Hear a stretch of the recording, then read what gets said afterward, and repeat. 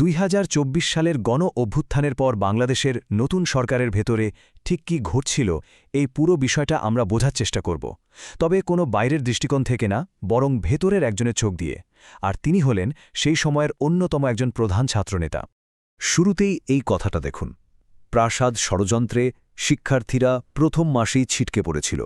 কথাটা বলেছেন মাহফুজ আলম, যিনি ছাত্র প্রতিনিধি হিসেবে নতুন অন্তর্বর্তীকালীন সরকারের একজন উপদেষ্টাও ছিলেন, মানে একেবারে ভেতরের একজন মানুষ।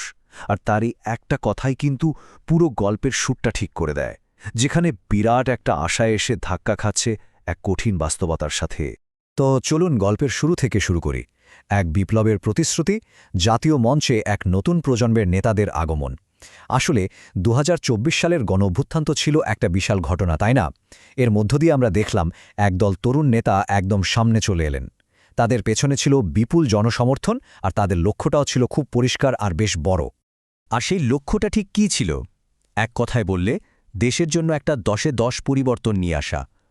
মাহফুজ আলমের কথাতেই তাদের আসল উদ্দেশ্য ছিল সিস্টেমটাকে পুরোপুরি ঢেলে সাজানো, মানে জাতীয় সংস্কারের ক্ষেত্রে একেবারে পারফেক্ট স্কোর করা। কিন্তু এই স্বপ্নের পথে খুব তাড়াতাড়ি একটা বড় বাধা চলে আসে, একটা অপ্রত্যাশিত লড়াই যা চলছিল পর্দার আড়ালে। মাহফুজ আলম এই পুরো বিষয়টাকে একটা খুব নির্দিষ্ট আর শক্তিশালী শব্দ দিয়ে ব্যাখ্যা করেছেন, আর সেটা হলো প্রাসাদ ষড়যন্ত্র। দেখুন, এটা কিন্তু কোনো একটা নির্দিষ্ট ঘটনা না, বরং মাহফুজ আলমের মতে এটা হলো দেশের রাজনীতিতে অনেক দিন ধরে চলতে থাকা একটা জটিল আর লুকানো ক্ষমতার খেলা, একটা পাওয়ার গেম, যার জন্য ছাত্ররা বিলকুল প্রস্তুত ছিল না। আর ফলাফল, তার কথা অনুযায়ী প্রথম মাসেই তারা এই খেলা থেকে ছিটকে পড়ে। এই ষড়যন্ত্রের কারণে একটা অদ্ভুত পরিস্থিতি তৈরি হয়। বাইরে থেকে যা দেখা যাচ্ছিল আর ভেতরে যা হচ্ছিল তার মধ্যে আকাশ পাতাল তফাত। এটাই হলো ক্ষমতার ছায়া, ধারণা আর বাস্তবতার ফারাক। ব্যাপারটা অনেকটা এরকম, বাইরে থেকে মনে হচ্ছিল ছাত্ররাই সরকারের মুখ, তারাই সব চালাচ্ছে, কিন্তু রিয়ালিটিটা ছিল অন্যরকম। মাহফুজ আলম বলছেন তাদের আসলে ব্যবহার করা হচ্ছিল শুধু একটা বৈধতা দেওয়ার জন্য। দেখে মনে হচ্ছিল সংস্কারের নিয়ন্ত্রণ তাদের হাতে, কিন্তু গুরুত্বপূর্ণ সিদ্ধান্তগুলোতে তাদের কোনো ক্ষমতাই ছিল না। মানে তারা ছিল অনেকটা ছায়ার মতো, ক্ষমতা আছে বলে মনে হচ্ছে, কিন্তু আসলে এজেন্ডা বাস্তবায়নের শক্তিটাই নেই। তো প্রশ্ন আসেই, এরকম একটা বাস্তবতার মধ্যে দাঁড়িয়ে তাদের সেই 10-এ 10 পাওয়ার লক্ষ্যটা আসলে কতটুকু পূরণ হয়েছিল? 1 থেকে 10-এর স্কেলে তারা কোথায় ছিল? মাহফুজ আলমের নিজের মূল্যায়নটা কিন্তু বেশ হতাশাজনক। তার মতে খুব বেশি হলে 3 থেকে 4, এর বেশি না। তাহলে এই যে সংস্কারগুলো আটকে যাচ্ছিল, পুরনো ক্ষমতার কাঠামো ফিরে আসছিল, এর পেছনে কারা ছিল? মাহফুজ আলম কিন্তু একটা নির্দিষ্ট গোষ্ঠীর দিকেই আঙুল তুলেছেন। চলুন দেখি কারা এই পুরনো শক্তি। তিনি এদের বলছেন ওল্ড গার্ডস। ইন্টারেস্টিং ব্যাপার হলো, এরা কোনো একটা নির্দিষ্ট রাজনৈতিক দলের লোক না, বরং এরা হলো এমন একটা শক্তি যাদের সবার একটাই কমন ইন্টারেস্ট ছিল, আর সেটা হলো সিস্টেমটা যেমন আছে তেমনই টিকিয়ে রাখা, কোনো বড় পরিবর্তন হতে না দেওয়া। তো কারা এই ওল্ড গার্ডস?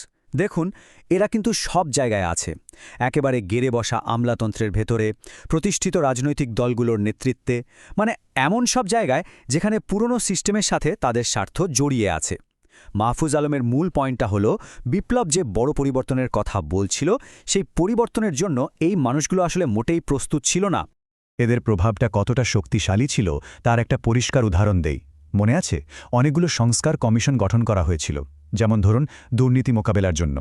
কিন্তু মজার ব্যাপার হলো, এই কমিশনগুলো যখন সুপারিশ দিত, তখন এই আমলাতন্ত্র আর পুরনো শক্তিগুলো মিলেমিশে সেগুলোকে আটকে দিত বা এমনভাবে দুর্বল করে দিত যে তার আর কোনো কার্যকারিতা থাকত না। ক্ষমতার এই টানাটানি কিন্তু শুধু দেশের ভেতরেই সীমাবদ্ধ ছিল না, এটা পররাষ্ট্রনীতিতেও দেখা গেছে। মাহফুজ আলমের একটা পর্যবেক্ষণ বেশ ইন্টারেস্টিং। তিনি বলছেন, বাংলাদেশ ঐতিহাসিকভাবেই আঞ্চলিক শক্তিগুলোর সাথে সম্পর্কের ক্ষেত্রে একটা ব্যালেন্স করতে পারেনি। হয় একেবারে তীব্র বিরোধিতা, নয়তো সব জাতীয় স্বার্থ জলাঞ্জলি দিয়ে পুরোপুরি আত্মসমর্পণ। এর মাঝামাঝি কোনো পথ যেন খুঁজে পাওয়া যায় না। তো এই যে পুরো ভেতরের চিত্রটা আমরা দেখলাম, একটা বিপ্লবের এত জটিল পরিণতি, এখান থেকে মূল বিষয়টা কি দাঁড়ায়, কি বোঝা যায়? মাহফুজ আলমের এই কথাটা শুনলে বিষয়টা একদম পরিষ্কার হয়ে যায়। তিনি বলছেন, ব্যবস্থাটা রাবার ব্যান্ডের মতো বাউন্স ব্যাক করছে, ওল্ড গার্ডরা এটাকে পেছনে ঠেলে দিচ্ছে। কি দারুণ একটা উপমা, তাই না? মানে অভ্যুত্থানটা ছিল একটা প্রচণ্ড ধাক্কা, যা অনেক কিছু ভেঙে চুরে দিয়েছিল। কিন্তু এখন সে পুরনো সিস্টেমটা একটা রাবার ব্যান্ডের মতো আবার আগের শেপে ফিরে আসতে চাইছে। কিন্তু এর মানে কি সব কিছুই শেষ? মাহফুজ আলম কিন্তু তা মনে করেন না। তার মতে 2024-এর আসল ফলাফল ওই অন্তর্বর্তীকালীন সরকার ছিল না। আসল ফলাফল ছিল এক তরুণ প্রজন্মের বহিঃপ্রকাশ, একটা নতুন জেনারেশনের জেগে ওঠা, যাদের শক্তিকে হয়তো আপাতত দাবিয়ে রাখা গেছে, কিন্তু তাদের সম্ভাবনাকে পুরোপুরি শেষ করে দেওয়া যায়নি। আরে এটাই আমাদের একটা বড় প্রশ্নের সামনে দাঁড় করিয়ে দেয়।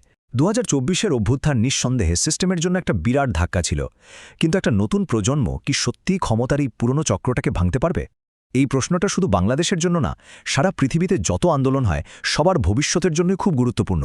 একটা বড় বিজয়ের পরও একটা বিপ্লব কিভাবে পুরনো ক্ষমতার বিরুদ্ধে এই লম্বা আর কঠিন লড়াইটা চালিয়ে যেতে পারে এবং জিততে পারে।